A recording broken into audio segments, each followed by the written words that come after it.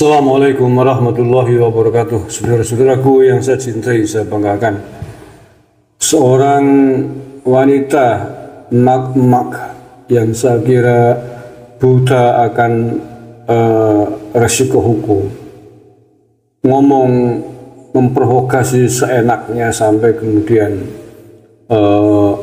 mengajak untuk membunuh Pak Jokowi. Luar biasa, Masya Allah. Ini akibat dari orang yang mabuk agama, terpapar paham radikalisme ya begini. Virus-virus takfiri kalau udah memapar orang kan, ya seperti ini akibatnya. Kita simak dulu nih. Seluruh terjemah menerjemahkan perangi, lawan, tapi kali ini saya ingin menerjemahkannya bunuh Jokowi. Siap kita bunuh Jokowi, masukkan dia dalam penjara dan seumur hidup biar dia dihinakan oleh Allah Subhanahu wa Ta'ala. Dan saudaraku sekalian, perang sudah dipanggil dan Allah sudah menjanjikan pada kita. Hai saudaraku, Allah sudah katakan, innallaha tara minal mu'minina anfusahum wa amwalahum bi anna lahumul jannah. Sudah dibeli nyawa dan harta kita oleh Allah dengan surganya. Siap kita menerima surga dari Allah? Siap kita mati syahid? Saya siap mati syahid untuk membela negeri ini, karena saya sedih melihat aset-aset kita sudah habis, anak cucu kita tidak kebagian. Kalau tidak sekarang kita bangkit, kalau tidak sekarang kita lawan penjajah yang dalam negeri kita sendiri, kita akan gigit jari, anak cucu kita nanti akan sengsara. Oleh karena itu saya mendoakan, tolong diaminkan. Auzubillahi minasyaitonirrajim. Bismillahirrahmanirrahim. Alhamdulillahi rabbil alamin. Allahumma ahlikil kafarata wal Allahumma ahlikil kafar, Allahumma ahliki Jokowi wa saddid samlahum wa farik jamahum wa anzil alaihim bala'akal ladzi la yuradu anil qawmaz zalimin. Allahumma ashibhim adada waqtulhum badada la yuradu anil qawmaz zalimin. Ya Allah, hancurkanlah Jokowi ya Allah, hinakan dia ya Allah. Dia telah menyengsarakan bangsa kami.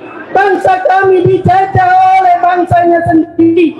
Dia mengundang Cina-Cina komunis datang ke negeri ini ya Allah. Oleh karena itu ya Allah, hancurkan barisannya, jangan tinggalkan seorang pun dari barisannya, agar kami semuanya bisa merdeka dengan sebenar-benarnya. Ya Rob, 79 tahun merdeka, tapi ternyata kami belum merdeka. Kau tolong ya Rob, hamba-Mu yang lemah. Kami tidak mampu berbuat karena kami tidak punya senjata, tapi kami siap mati syahid di jalan-Mu ya Rob, untuk membela negeri ini. Rabbana afrik alaina sabran wasabbit aqdamana wansurna alal qaumiz zalimin, wansurna alal qaumiz zalimin, wansurna alal qaumiz zalimin. Allahumma surjuyusal muslimin, Allahumma ashibhim madada waqtulhum badada la tugadiru minhum ahada. Ya Allah, hancurkan seluruh sekeliling Jokowi yang mereka bersatu untuk menghancurkan bangsanya sendiri. Jangan tinggalkan seorang pun dari teman-teman mereka. Habisi mereka semua ya Rabb. Tinggalkan kami semua yang cinta pada negeri ini. Allahu Akbar. Bismillah fatum qarib. Yakinlah pertolongan Allah akan datang untuk kita. Allah sudah menjanjikan akan ada kemenangan tatkala kita semuanya turun semuanya. Nyawa kita, harta kita sudah dibeli oleh Allah. Ingat anak-anakku, saudaraku, surga sudah diberikan DP untuk kita kalau kita mau berjihad untuk membela negeri yang kita cinta ini. Assalamualaikum warahmatullahi wabarakatuh. Waalaikumsalam warahmatullahi wabarakatuh. Ya, luar biasa Allah. Itu ya, ujar-ujar sorgane mbak apa? Kok maca Arab aja, maca doa si gedalitan geradal-geradul begitu. Oh ya berani-beraninya nafsirin Al-Quran, perangi bunuh Jokowi. Allah ya Karim. Ya, itulah pentingnya bahwa kita belajar agama ke ahlinya. Ya, ke ahlinya sehingga kemudian tidak tersesat seperti mak-mak ini memahami agama, memahami ayat. Loh, saya sering contohin orang belajar ilmu kesehatan, ilmu kedokteran hanya dari membaca buku-buku kedokteran, membaca buku-buku kesehatan tanpa kuliah di fakultas kedokteran. Kemudian dia membaca tulisan bahwa penyakit kanker obatnya harus dioperasi. Nah, misalkan, nah karena dia tidak kuliah di fakultas kedokteran, tidak dibimbing oleh dokter, sehingga kemudian dia menerjemahkan, mempraktekkan sendiri caranya mengoperasi. Operasi itu seperti apa? Dia buka-buka, pakai dibedel, dibelek kulitnya, diambil penyakitnya. Nah, tiba-tiba dia punya penyakit kanker misalkan, dia dioperasi sendiri, pakai arit dibelek, diambil. Kira-kira apa yang terjadi? Apakah sembuh? Apa mari kira-kira penyakitnya? Ya sembuh dari kehidupan untuk selama-lamanya. Mari urip cara wong Banyumas.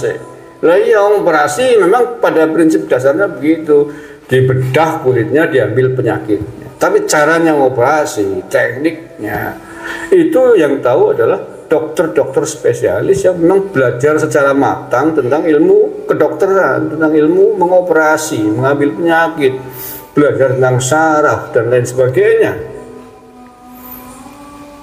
Itu contoh yang paling mudah, paling sederhana di dalam ilmu kesehatan. Agama juga begitu, apalagi agama barang halus, barang gaib yang tidak nampak. Hanya menafsirkan, membaca ayat perang, kemudian kamu memutuskan kalau begitu Jokowi dianggap zalim, harus diperangi, bunuh Jokowi. Kuclu kowe. Allah Karim. Ada telepon bentar. Assalamualaikum. Waalaikumsalam warahmatullahi wabarakatuh. Gus. Nggih. Info terbaru nih. Sampai apa tadi? Sampai opnam.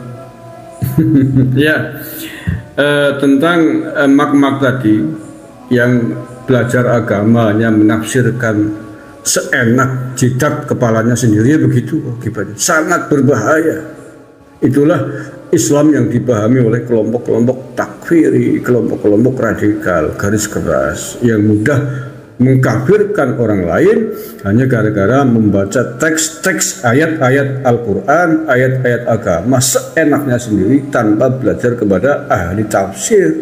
Begitu. Makanya sedikit-sedikit takfir, perang, bunuh.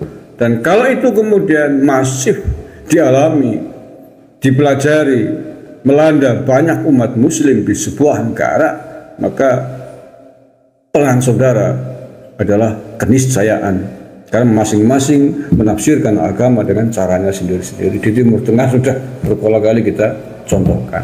Saya jadi ingat apa yang pernah difatwakan dalam tanda petik oleh Pak Jenderal Nur Wahid dari kantor BNPT.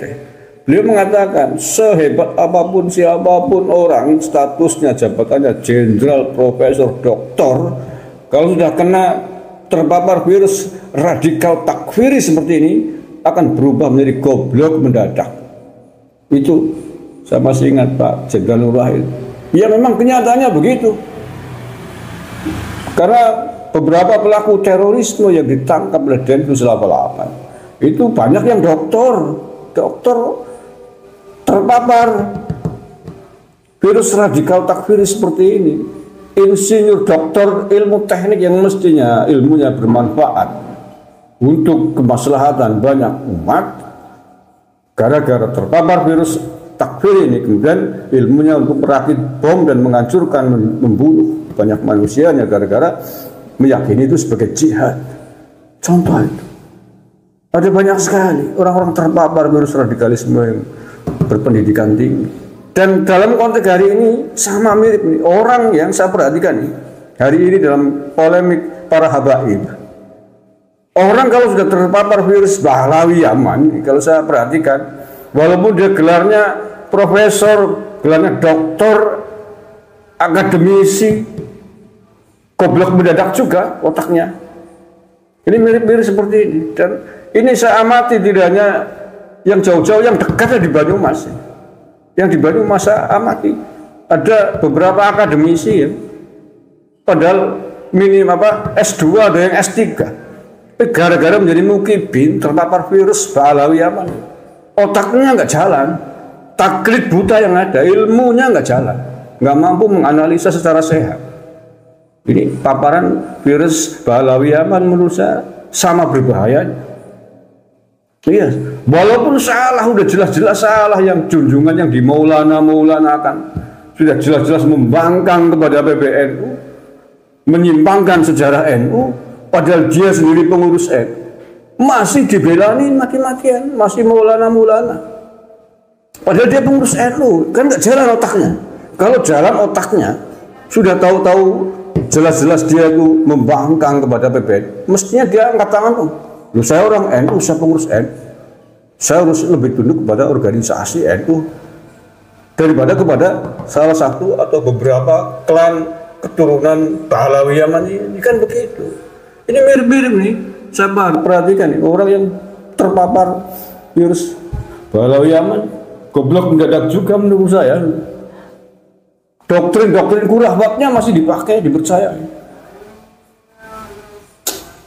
Nggak mau tahu gitu, padahal udah berjibun fakta data tentang penyimpangan doktrin yang mereka sebarkan, penyimpangan sejarah yang ada masih dibelain dengan pembelaan taklid buta.